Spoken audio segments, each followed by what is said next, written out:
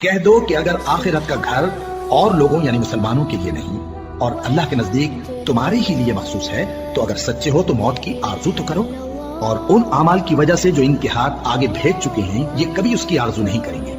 اور اللہ ظالموں سے خوب واقف ہے، اور ان کو تم اور لوگوں سے زیادہ زندگی کے حریص دیکھو گے، یہاں تک کہ مشرکوں سے بھی بڑھ کر۔ ان میں سے ہر ایک یہی خواہش کرتا ہے کہ کاش وہ 1000 برس جیتا رہے،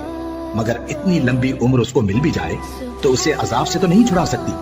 اور جو کام یہ کرتے ہیں اللہ ان کو دیکھ رہا ہے۔ کہہ دو کہ جو شخص جبرائیل کا دشمن ہو اس کو غصے میں مر جانا چاہیے، کیونکہ اس نے تو یہ کتاب اللہ کے حکم سے تمہارے دل پر نازل کی ہے جو پہلی کتابوں کی تصدیق کرتی ہے اور ایمان والوں کے لیے ہدایت اور بشارت ہے۔ جو شخص اللہ کا اور اس کے فرشتوں کا اور اس کے پیغمبروں کا اور جبرائیل اور میکائیل کا دشمن ہو تو ایسے کافروں کا اللہ دشمن ہے،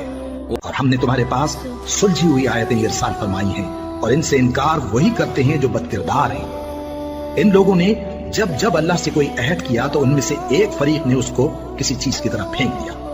حقیقت یہ ہے کہ ان میں اکثر بے ایمان ہیں، اور جب ان کے پاس اللہ کی طرف سے پیغمبر آخر الزماں صلی اللہ علیہ وآلہ وسلم آئے اور وہ ان کی آسمانی کتاب کی تصدیق بھی کرتے ہیں، تو جن لوگوں کو کتاب دی گئی تھی ان میں سے ایک جماعت نے اللہ کی کتاب کو پیٹ پیچھے پھینک دیا، گویا وہ جانتے ہی نہیں، اور ان چیزوں کے پیچھے لگ گئے جو سلیمان کے عہد سلطنت میں شیاطین پڑھا کرتے تھے۔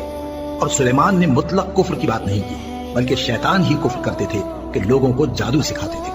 اور وہ یعنی بنی اسرائیل ان باتوں کے بھی پیچھے لگ گئے جو شہر بابل میں 2 فرشتوں یعنی ہاروت اور ماروت پر اتری تھی، اور وہ دونوں کسی کو کچھ نہیں سکھاتے تھے جب تک یہ نہ کہہ دیتے کہ ہم تو ذریعہ آزمائش ہیں، تم کفر میں نہ پڑو۔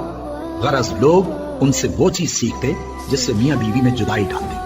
اور اللہ کے حکم کے سوا وہ اس چیز سے کسی کا کچھ بھی نہیں بگاڑ سکتے تھے، اور کچھ ایسے منتر سیکھتے جو ان کو نقصان ہی پہنچاتے اور فائدہ کچھ نہ دیتے،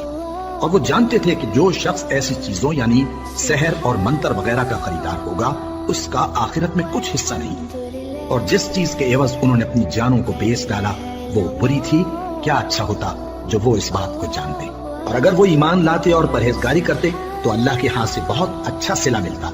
کیا اچھا ہوتا جو وہ اس سے واقف ہوتے۔